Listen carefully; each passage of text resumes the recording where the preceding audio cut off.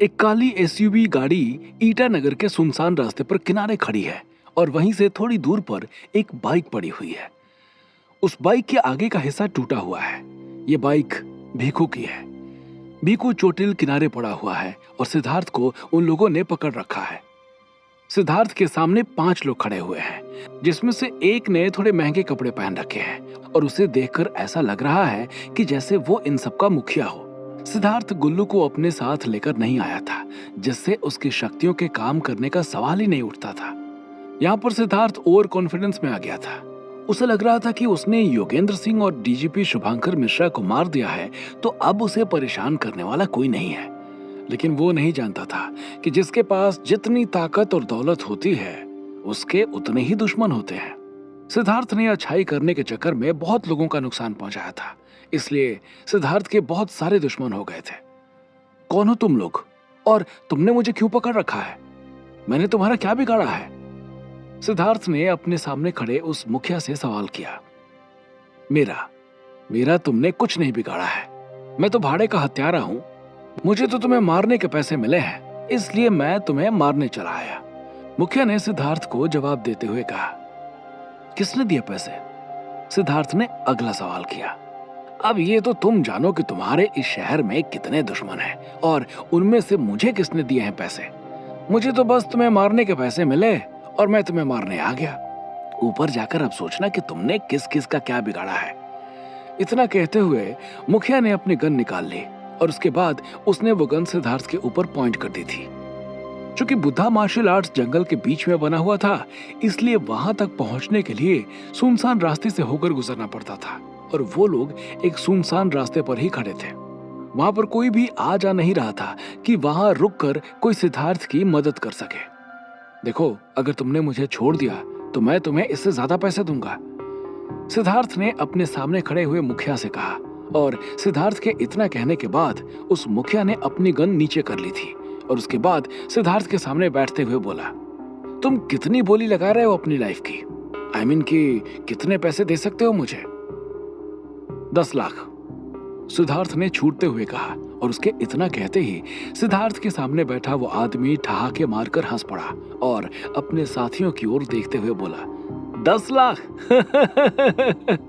ये अपनी जिंदगी की कीमत 10 लाख लगा रहा है। इसको लग रहा है कि इसकी जिंदगी बस इतनी ही महंगी है। कहते हुए उस आदमी ने अट्ठास करना शुरू कर दिया था। सिद्धार्थ समझ गया था कि यह आदमी इतने पैसों में नहीं मानेगा, इसलिए उसने पैसे बढ़ाने शुरू कर दिए थे।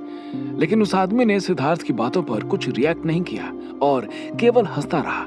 और उसके बाद फिर अचानक से अपनी गन निकालकर सिद्धार्थ की तरफ तान दी और बोला, मुझे तुम्हें मारने के इतने पैसे मिले हैं कि ना तो तुम उन पैसों को दे सकते हो और ना ही तुम्हारी मालकिन रिया माथुर के पास इतने पैसे हैं कि वो देते। उसके इतना कहते ही सिद्धार्थ चौंक गया था और इससे पहले वो कुछ कहता कि उसके सामने खड़े आदमी ने सिद्धार्थ के ऊपर गोली चला दी थी। लेकिन इससे पहले कि गोली सिद्धार्थ को जाकर लगती कि उससे पहले ही वहां एक परछाई उठ गई थी और उस परछाई के उठते ही समय एकदम से धीमा हो गया था। ऐसा लग रहा था कि वो गोली बहुत ही धीमी गति से सिद्धार्थ की ओर बढ़ रही है। ये परछाई बिल्कुल वैसी ही थी जैसी जयपुर की उस बिल्डिंग में थी जहां पर इस्मा और उस लड़के ने राजकुमारी प्रियांशी और उन छोटे छोटे 40 बच्चों को कैद कर रखा था और फिर बम विस्फोट हुआ था और उस परछाई ने आकर सबको बचा लिया था। वो गोली एकदम से सिद्धार्थ के माथे को छूने वाली थी कि तभी सिद्धार्थ को ऐसा लगा कि किसी ने उसे लपेट लिया हो और उसके बाद उसे खींचकर दूर फेंक दिया और गोली खाली चली गई। ये सब इतनी जल्दी हुआ कि जिस आदमी ने सिद्धार्थ के ऊपर गोली चलाई थी वो अवाक रह गया था। ये कहाँ गया? सिद्धार्थ के ऊपर गोली चलाने वाले आदमी ने चौंकते हुए कहा। सिद्धार्थ को अचानक से अपने सामने से गायब होता देखकर उसकी हालत खराब हो गई थी। उसने सिद्धार्थ को इधर उधर देखना शुरू किया। तभी सिद्धार्थ उसे कुछ दूरी पर खड़ा दिखा। सिद्धार्थ को वहां पड़ा देखकर उसने फिर से गोली चला दी थी, लेकिन तभी सिद्धार्थ को उस अज्ञात परछाई ने फिर से उठाकर फेंक दिया था। अब उसे लगा कि वो सिद्धार्थ को ऐसे नहीं मार पाएगा, तो उसने अपने आदमियों को भी इशारा कर दिया था और उसके बाद सारे लोग एक साथ मिलकर सिद्धार्थ के ऊपर फायरिंग करने लगे थे। लेकिन उनका फायरिंग करना बेकार था सिद्धार्थ को उस परछाई ने इतनी तेजी के साथ उनके सामने से हटाना चालू कर दिया था कि उसकी रफ्तार के आगे इनकी सारी गोलियां बेकार हो रही थी। करीब 5 मिनट तक यही ड्रामा चलता रहा और फिर जब उनकी गोलियां खत्म हो गई तो उनके ऊपर उस परछाई ने हमला कर दिया था। सिद्धार्थ भी उस परछाई की मदद कर रहा था।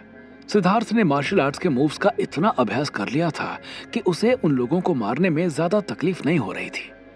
सिद्धार्थ पहले उनके हाथ में गन देखकर डर गया था, लेकिन जब उनकी गोलियां खत्म हो गई थी तो सिद्धार्थ का भी हौसला बढ़ गया था।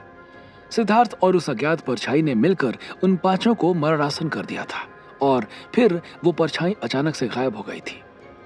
उस परछाई के गायब होने के बाद सिद्धार्थ ने उस मुखिया को पकड़ लिया था और उसके गाल पर लगातार थप्पड़ बरसाते हुए बोला, कौन हो तुम लोग और किसके कहने पर मुझे मारने आए थे?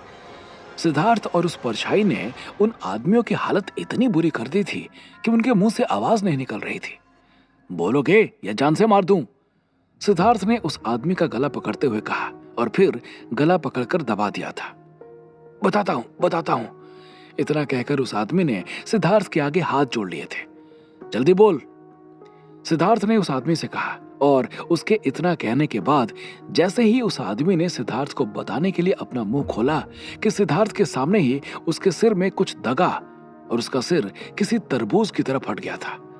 उसके सिर को फटता देखकर सिद्धार्थ अवाक रह गया था। इससे पहले कि सिद्धार्थ और कुछ कह पाता कि बाकी चारों लोगों का सिर भी उसी के सामने फट गया था। सिद्धार्थ का पूरा बदन खून से नहा गया था और जगह जगह मांस के लोथड़े बिखर गए थे। सिद्धार्थ ने ऐसा भयानक हादसा पहले कभी नहीं देखा था, इसलिए उसको उल्टी होना शुरू हो गई थी और वो घबरा कर पीछे हट गया था। वो समझ नहीं पा रहा था कि आखिर में वो करे क्या, लेकिन तभी उसके दिमाग ने काम किया और उसने सोचा कि यहाँ से भागने से बेहतर कुछ नहीं है और इसलिए वो भागते हुए भीखू के पास पहुंचा जो घायल किनारे पड़ा हुआ था और करा रहा था। सिद्धार्थ ने टूटी बाइक को उठाया। सिद्धार्थ की किस्मत अच्छी थी, इसलिए उसने जैसे ही बाइक का सेल्फ प्रेस किया कि बाइक स्टार्ट हो गई थी।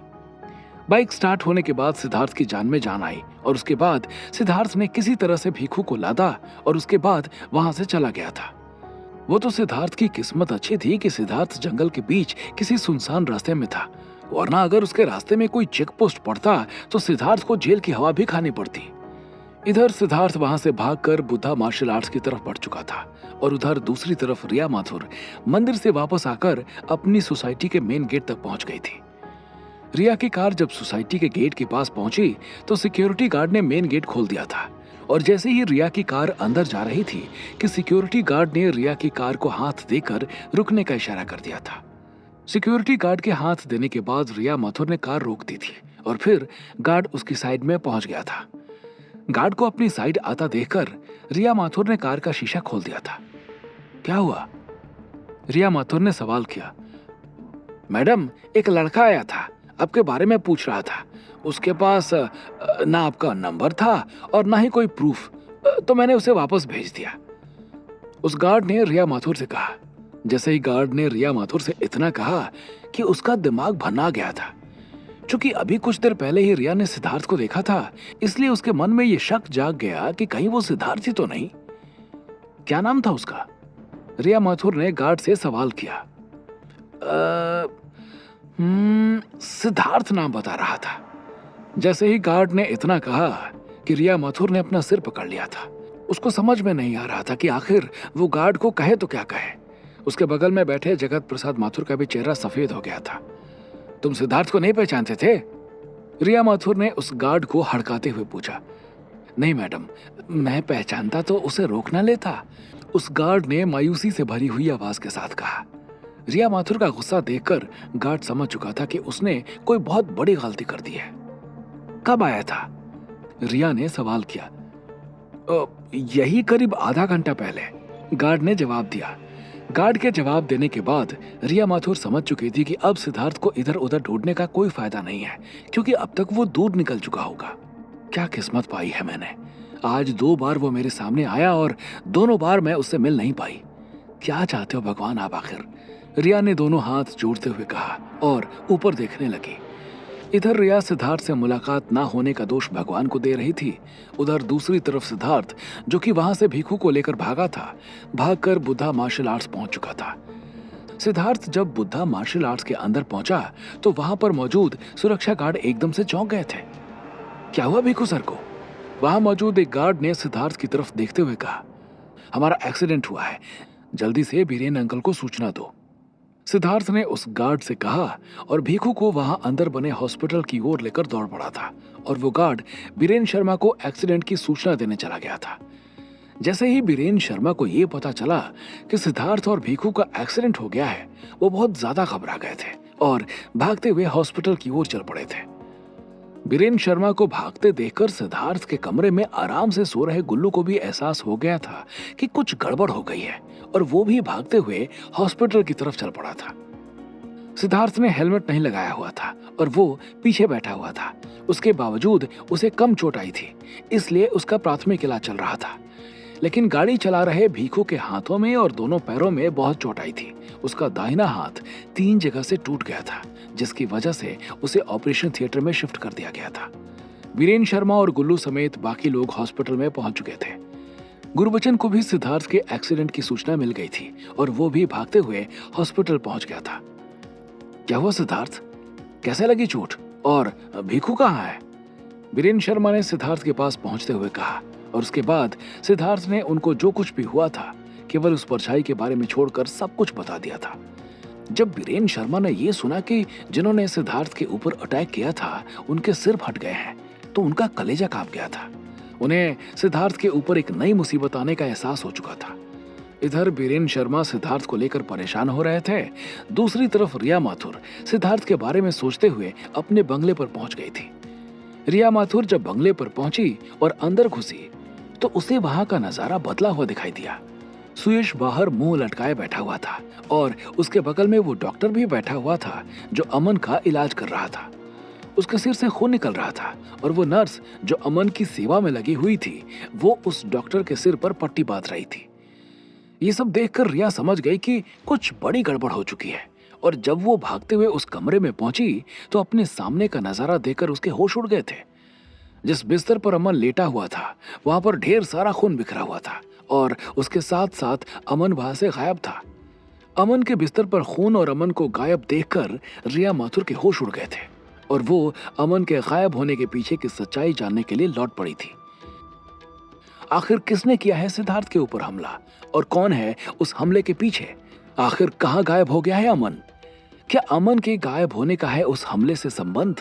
क्या होंगे इन सभी सवालों के जवाब? हमें कमेंट करके जरूर बताएं और आगे की कहानी जानने के लिए सुनते रहिए भूमिपुत्र सिर्फ पॉकेट एफएम पर।